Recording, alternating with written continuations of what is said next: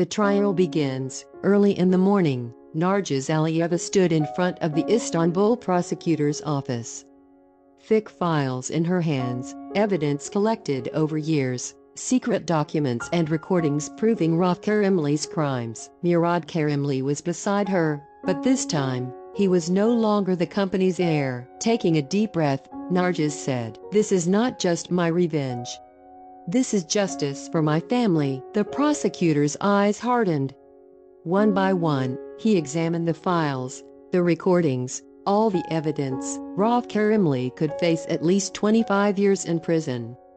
This would be a landmark trial. The media explodes. The next day, all the headlines read the same. Famous businessman Rauf Karimli accused. Justice is not revenge. A lawyer's silent struggle heightened tensions within the company. The board was in a rush. Some scratched at Nargiz, others stood with her. Murad said, "No one can stand against the truth anymore. This company will be cleared." Murad and Nargiz, internal confrontations. That evening, as Nargiz returned home, Murad walked her to the door. "If my grandfather is imprisoned, he will face it." Even inside prison, Rauf Karimli's network of allies, purchased loyalties, and silenced threats still worked for him. In the shadows of the cameras, Nargiz whispered, "Plan. Company sabotage. Destroy files. Wipe out evidence in the case. Drive the company to bankruptcy." Suspicion and discovery. As Nargiz entered the company, she noticed a detail. Umit, a former employee of Rauf, was working in a different department. Nargiz saw him in the files and sales section. "What are you doing here?" she asked. Umit hesitated, then ran. Murad and the security team stopped him. After a brief interrogation, he confessed. "The virus will activate in the system tomorrow night." A tense night. Murad and Nargiz stayed in the office all night, collecting evidence with the teams to neutralize the viruses. At 11:59 p.m., the virus was neutralized. At the last moment, Nargiz opened a hidden file on the browser. Rauf's voice confession, "I planned that accident. Everything was blocked.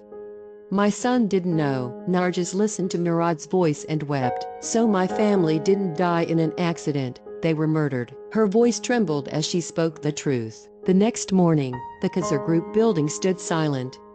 The virus had been destroyed, evidence recovered, and Rauf Karimli was officially charged with multiple murders. The sun barely touched the glass facade as Nargiz Aliyeva prepared to go to the prosecutor's office. Her eyes were red from sleepless nights, her heart heavy with a storm of emotions, grief, anger, relief, and a small spark of hope. A soft knock at the door. Nargiz froze for a moment, then opened it.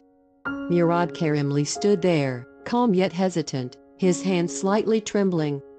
He looked almost vulnerable, a side of him she had never seen before. I'm sorry," he said quietly, almost a whisper. "For not telling you what he did. For not letting you see your worst days.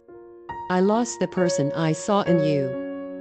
I was afraid." Nargiz's gaze pierced him. "Your father killed my mother, my brother, my uncle, my aunt, and my cousin. You heard that. I thought now that you know, you would remain silent." Murad stepped closer. "I won't stay silent. I won't run. Nothing that happened can bring them back. But justice can heal a little. Maybe someday, your wounds will mend." He pulled a small box from his pocket. Inside was a shining ring. Not for forgiveness, but to heal together. Nargiz paused. Tears welled in her eyes, but she held herself steady. "If this love ends vengeance, if this ring is built not on ruins of a family, but on the foundation of justice, then my answer is, wait." Murad smiled gently. "For me, that wait is a lifetime." The court day, the Istanbul High Criminal Court, was packed.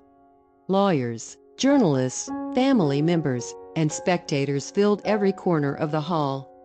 The air was thick with anticipation. Nargiz's father, uniform crisp, stood tall with pride in his daughter's strength. Murad's mother, Deniz, unaware until today, braced herself for the truth. Nargiz, as the lawyer, carried the weight of her family's tragedy with poise. Murad, seated like a witness, fidgeted with his hands, embarrassed by his father. Rauf Karimli, calm and collected, had no backup plan. Nargis presented the evidence: autopsy reports of the family killed in the accident, secret conversation recordings, and Rauf Karimli's own confessions captured on tape. The courtroom fell silent.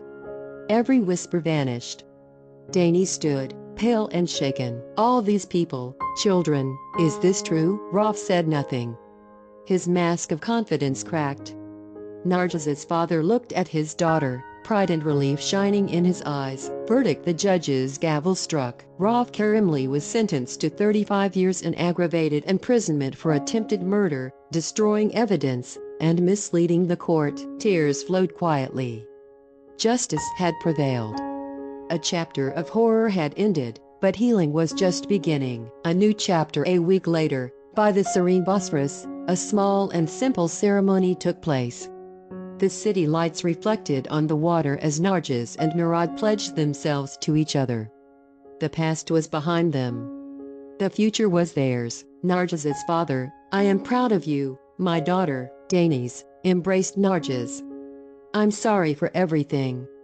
I want to be a family again." The wind whispered through the trees. A sense of calm, yet a lingering reminder that love and justice are sometimes born from the deepest pain. Final thoughts: sometimes it is not vengeance, but justice that truly saves a person. And sometimes, love born from hatred can make a person stronger than ever. If you're curious about the rest of the story, don't forget to subscribe to the channel. Leaving a like or a comment really helps these stories reach more people. Thank you to everyone watching from Turkey, Germany, and Azerbaijan. I'll see you in the next story.